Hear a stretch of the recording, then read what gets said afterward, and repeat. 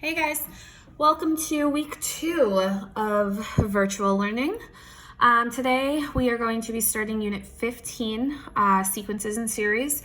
Today specifically we're going to be starting with arithmetic sequences, which starts on page 366 of your workbook.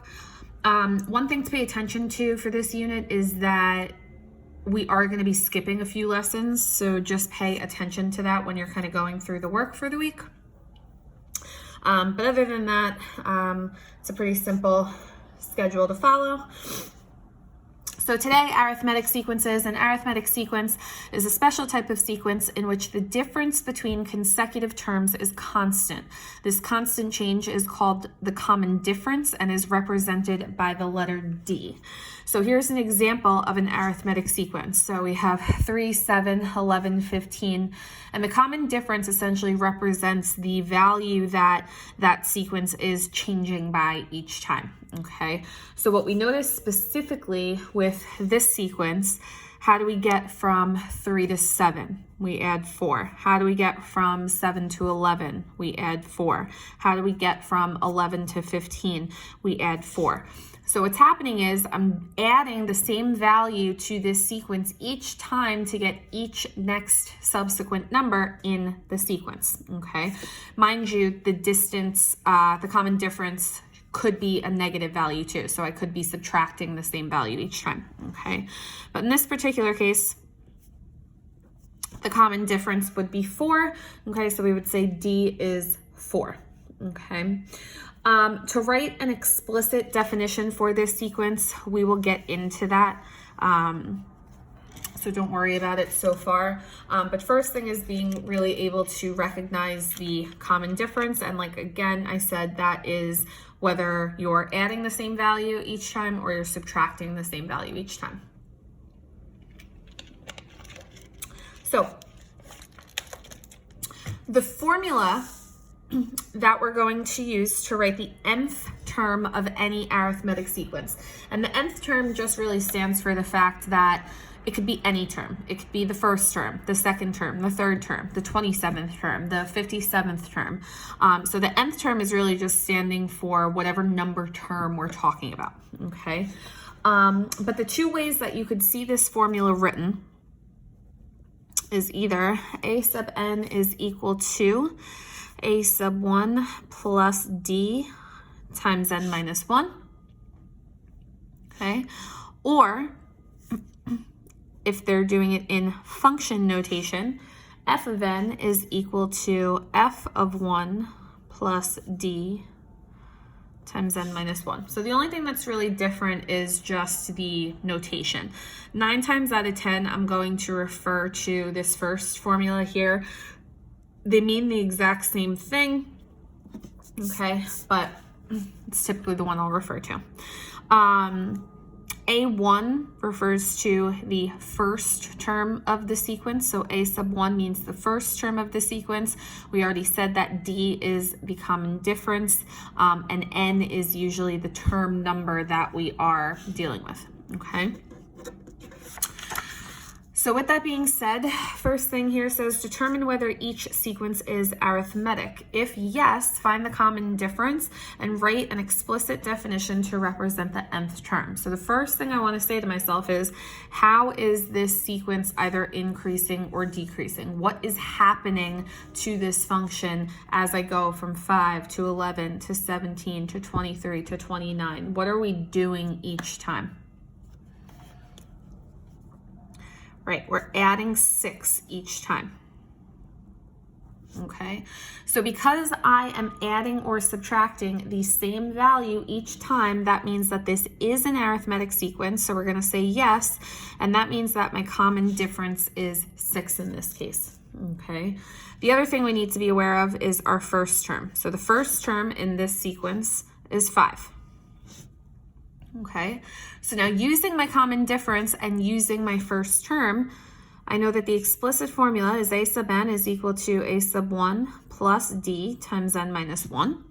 And I'm just going to substitute the values that I know. Well, I know that my first term is 5, and I know that my common difference is 6. I substitute those two values, and this would be my explicit formula. I don't need to distribute and combine like terms. You can if you want to, but it's usually not necessary. 9 times out of 10, most of the explicit formulas that you're going to be writing and that you're going to be seeing are going to be left kind of in this form, okay? If we look at number 2, to go from 4 to 8 to 16 to 32 to 64, what's happening here each time is I'm actually multiplying by 2 each time, okay?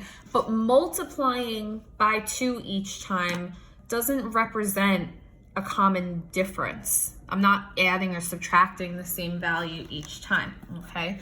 So when something like that happens, we have not gotten into it yet, but it's actually something that we will discuss tomorrow. So this does not have a common difference. A common difference is only when I'm adding or subtracting the same value each time. So in this particular case, because I'm multiplying by the same value each time, what this is actually referred to is a common ratio, and we will be talking more about that tomorrow. Okay, so this would not be an arithmetic sequence. You will learn what kind of sequence this would be tomorrow if you do not know so already.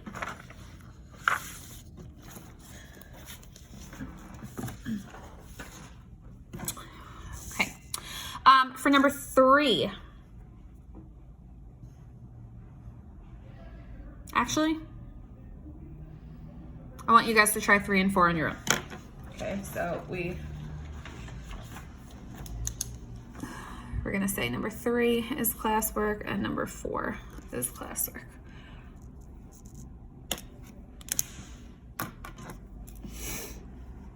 Number 3, you're doing the same exact thing as number 1. Number 4, you're also doing the same exact thing as number 1. Okay. Next says, given each sequence, write a rule for the nth term, then use it to find the correct term in the sequence. So now our sequence is 6, 10, 14, 18, and they're saying find a of 20, okay?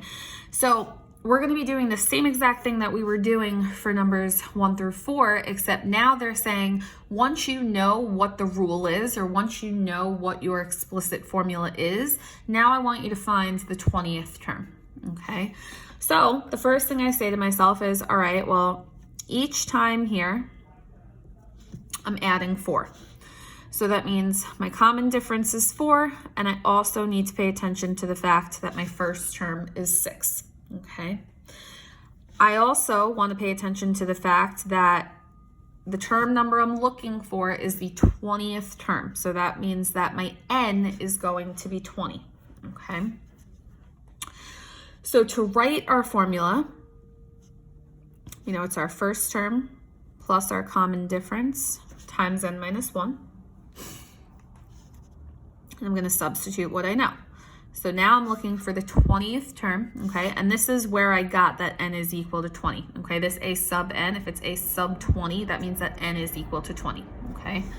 So our first term is 6 plus our common difference, which is 4 times 20 minus 1. And then we just do some algebra here. So the 20th term is equal to 82.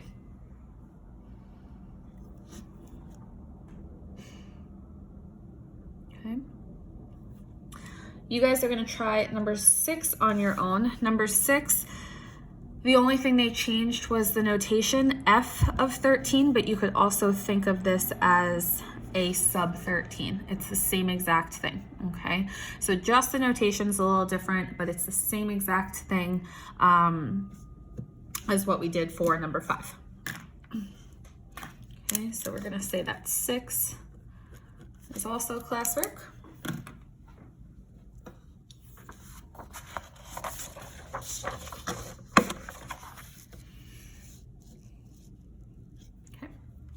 All right, then moving on, they say consider the last sequence from problem 6, which they give to you again, 10, 6 to negative 2. They want us to complete the table of values below and use it to graph the sequence on the provided axis. So our sequence is 10, 6, 2, negative 2, okay? So what you probably, or what you will discover or will have discovered in the classwork when you're doing it, so I'm actually giving it away now, okay, is that your common difference for number 6 or for this sequence is that you are subtracting 4 each time.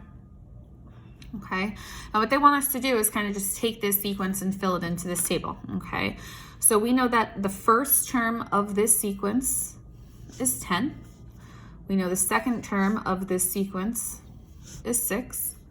We know the third term of the sequence is 2. We know the fourth term of the sequence is negative 2. The fifth term of the sequence would be negative 6, and the sixth term of the sequence would be negative 10. Okay, and then what they say to do is graph the points. Okay, so let's take a look at what happens.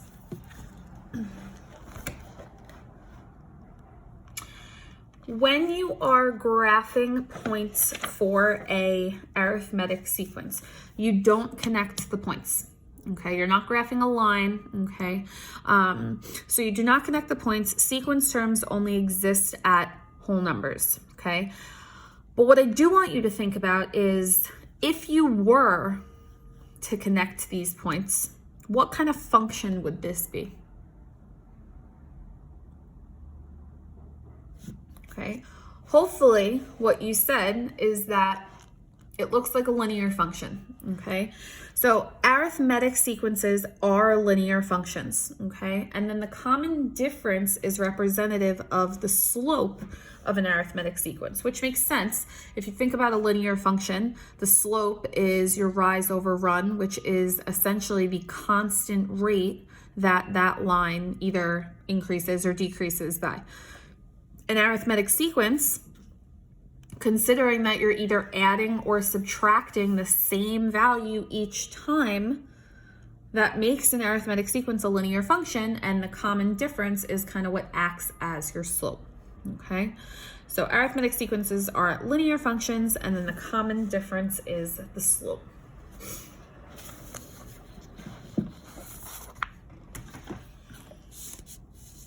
Okay. What are some differences that you see when graphing a sequence as opposed to graphing the kind of function you mentioned in the previous part, okay? So actually, just gonna have you copy this part too. Okay. We know that linear functions, okay, are straight lines. So that means that their domain is all real numbers. That means that their range is all real numbers, okay? For sequences, the domain is just going to be positive integers, okay? Because if you think about why that is, if I have a sequence always starts at some number. Whatever number the sequence starts at is always the first term of that sequence. I'm never gonna have the 0th term or the negative third term. That's not possible. I'm gonna have the first term, the second term, the third term, the fourth term, and so on and so forth. So my domain for a sequence is only going to be positive integers, okay? I can't have anything that's gonna be negative as far as x values are concerned. Like I said, because you can't have a negative third term or a negative 7th term, okay? And then the range would just be whatever the terms of the sequence are. The terms could be anything, okay? It depends upon what the common difference of your sequence is. It also depends upon what the first term of your sequence is. So whatever the terms of your sequence are is the range of your sequence itself, okay?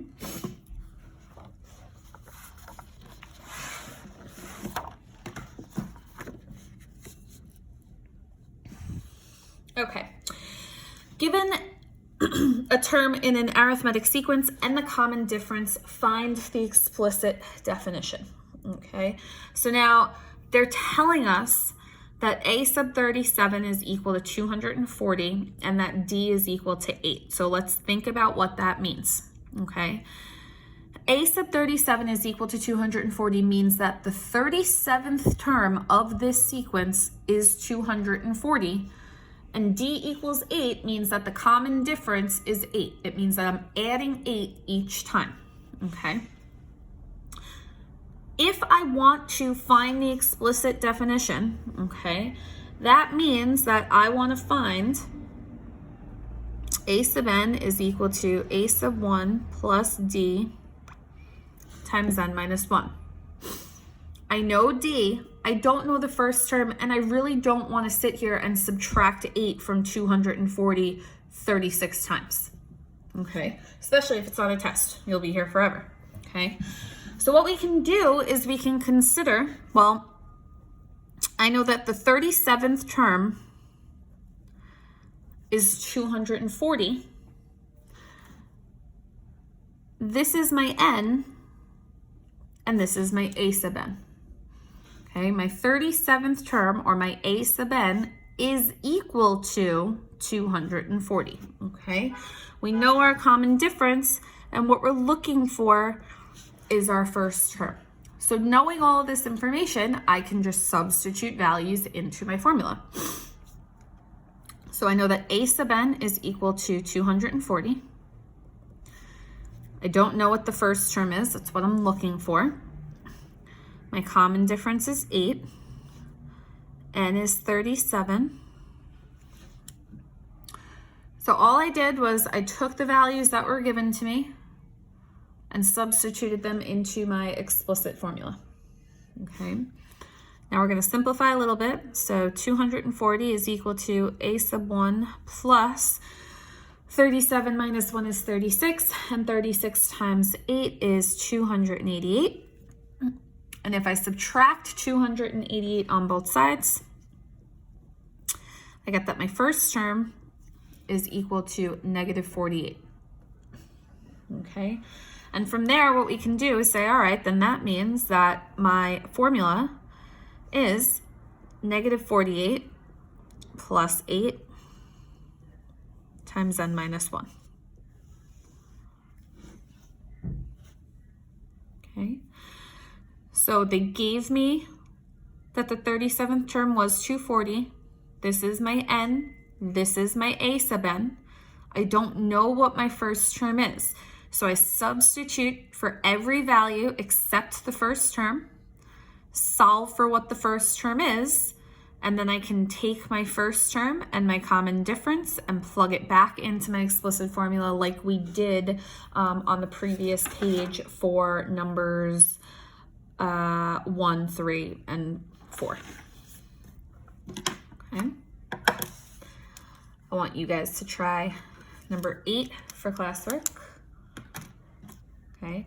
Again, if they're saying f of 19, that's the same thing as saying a sub 19 is equal to negative 27, if you want to think about it that way. Okay. I personally prefer to think about it that way.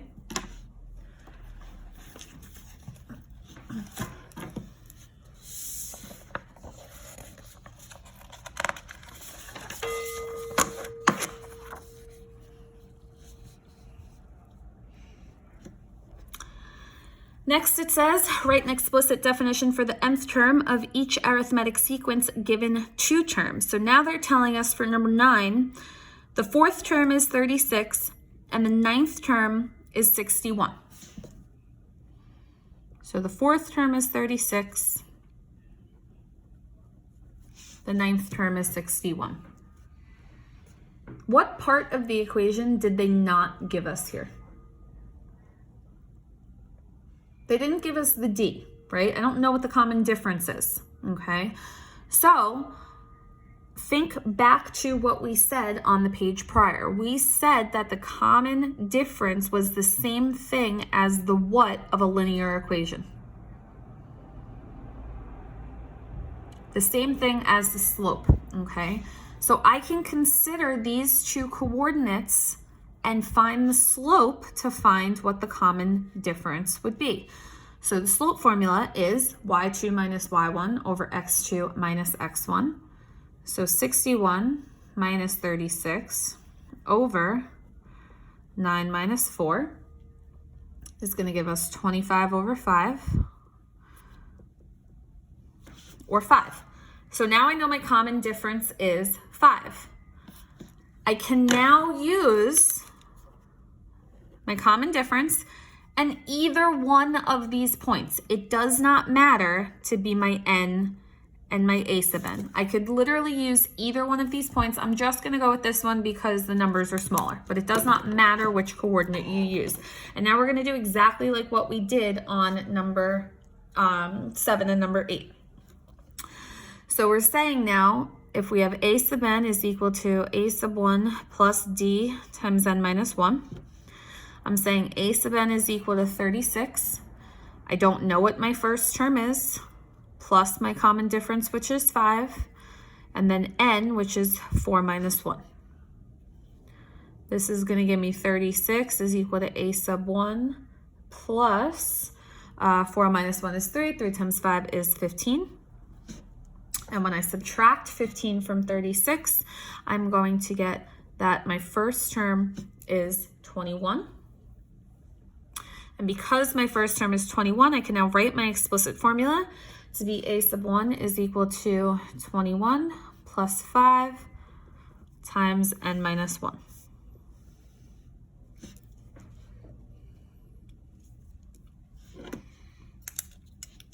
You're going to try number 10 on your own. Okay. And one thing just to point out, whenever they're telling you write an explicit definition for the nth term, that means you need to know what's your first term and what's your common difference, okay? You need to have these two things in order to be able to write an explicit definition. So if they don't give you the first term or the common difference, those are things that you need to find, okay? So just remember that whenever you're doing this, look at the information that you're given. Depending upon what you're given, can you find what the first term is, and can you find what the common difference is, okay? If they give you two terms of the sequence, you can use those two terms to find the slope or find what the common difference is, and then use that common difference and one of the points to find your first term. Once you have your common difference and your first term, you can write your formula. If we look at, this should definitely not say number 9. It should say number 11, and that means that this guy down here should say number 12. But anyways, so Dave is developing a fitness plan that includes doing push-ups each day. On each day of the first week, he did 20 push-ups. Each subsequent week, he increased his daily push-ups by 5, during which week did he do 60 push-ups a day. So basically, each week, week 1, he did 20, and he's increasing by 5 every single week. Okay, so this is something like what it looks like. 20 push-ups week 1, 25 push-ups week 2, 30 push-ups week 3, 35 push-ups week 4, okay? So our common difference is 5, and we know that he started off by doing 20 push-ups. What I want to know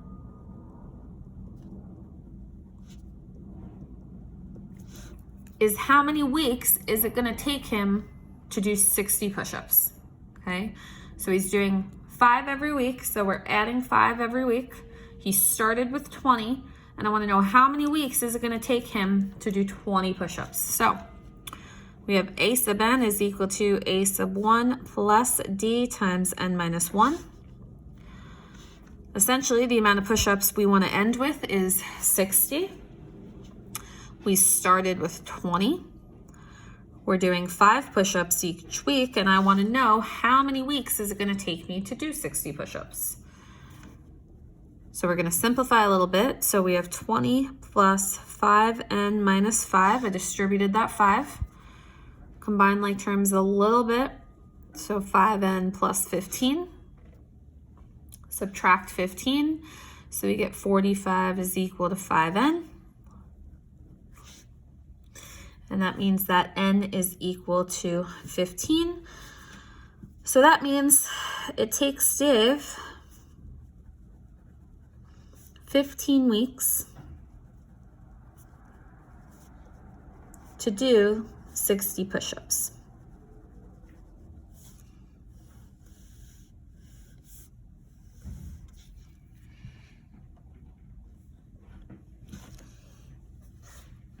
Okay.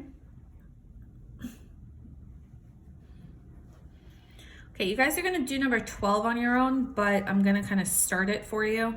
So it says that Leslie noticed the daily number of email messages she received over the course of 2 months form an arithmetic sequence. If she received 13 messages on day 3 and 64 messages on day 20, they wanna know how many messages did she receive on day 12 and how many messages did she receive on day 50, okay? So the only thing that I'm gonna give you is that she received, well, on day 3, she received 13 messages.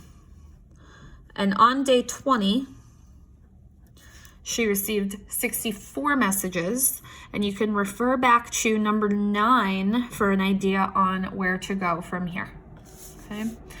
And then you're gonna cross out this bottom question, okay?